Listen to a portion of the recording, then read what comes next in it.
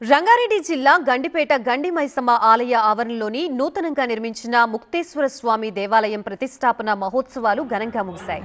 సుప్రభాత సేవతో ప్రారంభమైన కార్యక్రమాలు నవగ్రహాల ప్రతిష్ట, గణపతి, ముక్తేశ్వర స్వామి అమ్మవారి ప్రతిష్ట, ధ్వజస్తంభం కార్యక్రమాన్ని ఆలయ నిర్మాణదాత ప్రశాంత్ యాదవ్ ఆధ్వర్యంలో ఘనంగా నిర్వహించారు.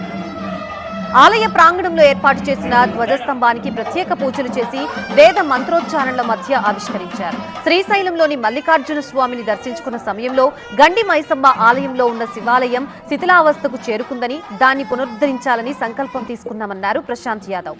కేవలం 6 నెలల్లోనే దేవాలయాన్ని పునర్నిర్మించామన్నారు.